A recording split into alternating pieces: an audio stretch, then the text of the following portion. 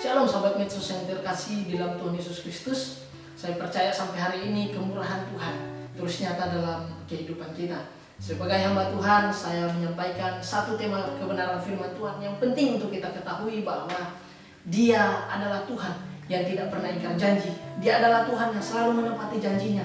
Dia adalah Tuhan yang tidak pernah ghosting.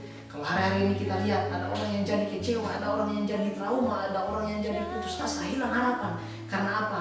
Mengalami yang namanya diingkari sebuah janji, atau mengalami yang namanya PHP.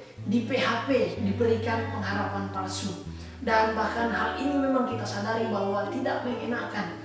Bahkan di dalam kalangan anak-anak muda, banyak sekali anak-anak muda yang di ghosting, diberikan harapan palsu oleh kekasihnya, berharap kekasihnya akan tetap terus setia dan sampai kepada jenjang yang lebih serius. Namun kemudian tiba-tiba kekasihnya yang sudah menjanjikan sesuatu yang membahagiakan dirinya meninggalkan dia secara tiba-tiba. Dan bahkan bukan hanya di kalangan percintaan atau di dalam kalangan hubungan antara pasangan, di dalam anak-anak muda, bahkan hal ini juga terjadi di dalam orang yang menjalani bisnis, usaha, pekerjaan yang sudah dijanjikan satu kedudukan, sudah dijanjikan satu jabatan, namun kemudian orang yang menjanjikan tersebut hilang secara tiba-tiba, dan kemudian menjadi putus asa, dan kemudian menjadi kecewa, hilang harapan. Mungkin ada di antara saudara yang mengalami hal tersebut, dan saya kira kita semua pasti pernah mengalami yang namanya diberikan harapan palsu.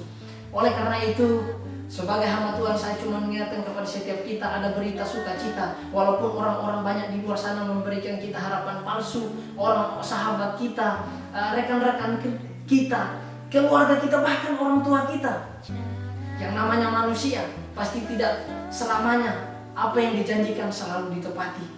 Berita sukacita buat setiap kita sebagai anak-anak Tuhan. Ada satu pribadi yang tidak pernah ingkar janji kepada setiap kita, yaitu pribadi Yesus. Ketika Yesus menjanjikan sesuatu, ketika Yesus berfirman akan menyertai kehidupan orang-orang percaya, maka hal itu akan ditepati kepada setiap kita yang percaya. Oleh karena itu, jangan pernah kita kecewa, jangan pernah kita putus asa. Mungkin manusia memberikan janji-janji palsu, mungkin kita yang mengalami PHP diberikan harapan palsu. Kita harus sadari bahwa hari-hari ini kita hidup di dunia yang, kalau bahasa-bahasa sekarangnya bilang, hidup di dunia tipu-tipu, hidup di dunia yang penuh dengan PHP, memberikan harapan palsu. Sebagai landasan firman Tuhan pada malam hari ini, saya bacakan kebenaran firman Tuhan di dalam Bilangan pasal 23 ayat 19. Bilangan pasal 23 ayat 19 dan ayat 20. Di sana firman Tuhan berkata, Allah bukanlah manusia sehingga ia berdusta, bukan anak manusia sehingga ia menyesal. Masakah ia berfirman dan tidak melakukannya, atau berbicara dan tidak menepatinya? Ketahuilah, aku mendapat perintah untuk memberkati, dan apabila dia memberkati, maka aku tidak dapat membalikannya. Konteks firman Tuhan ini berbicara soal Bileam memberkati bangsa Israel. Konteks isi dari kebenaran firman Tuhan ini adalah seorang Balak memerintahkan kepada Bileam untuk mengutuki bangsa Israel.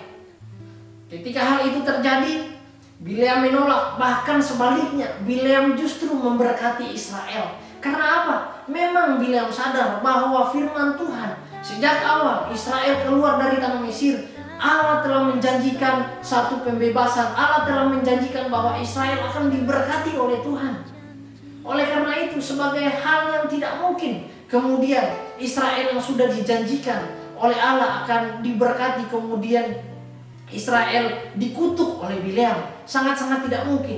Ayat kebenaran firman Tuhan ini membuktikan bahwa Dia adalah Allah yang selalu menepati janjinya. Dia adalah Allah yang tidak pernah ghosting. Dia adalah Allah yang selalu menyertai. Ketika Dia berjanji, pasti Dia akan menepatinya. Walaupun orang-orang berusaha mengagalkan janji Allah dalam kehidupan kita, tetapi Allah kita yang kita sembah tidak pernah gagal untuk menepati janjinya dalam kehidupan setiap orang-orang yang berharap kepadanya. Oleh karena itu, sebagai bukti kita melihat bahwa Dia adalah pribadi yang tidak pernah ingkar janji. Ketika kita melihat perjalanan bangsa Israel keluar dari tanah Mesir, Dia adalah Tuhan yang berjanji selalu menyertai dengan apa? Tiang awan dan tiang api. Kemudian bangsa Israel berjalan ketika siang tidak panas, dan ketika malam mereka dituntun dengan tiang api. Dan kemudian kita bisa lihat janji-janji Allah yang digenapi adalah karya keselamatan Tuhan Yesus Kristus sebagai puncak dari misi Allah bagi kehidupan manusia. Dia rela mati untuk kehidupan saudara dan saya. Itu menggenapi janji-janji Tuhan supaya kita yang percaya di dalam Dia memiliki jalan keselamatan menuju kepada kehidupan yang kekal. Oleh karena itu, tidaklah perbuatan nyata melalui pengorbanan Tuhan 2000 tahun yang lalu memberikan satu pengharapan yang pasti kepada kehidupan kita. Tidakkah pengorbanan Tuhan 2000 tahun yang lalu di atas kayu salib membuat kita semakin berharap sepenuhnya sama Tuhan, bukan berharap sama manusia, bukan kita memberikan seluruh kepercayaan kita kepada manusia, tapi sebaliknya, dengan pengorbanan Tuhan seharusnya pengharapan sepenuhnya hanya kita gantungkan, hanya kita berikan kepada Tuhan.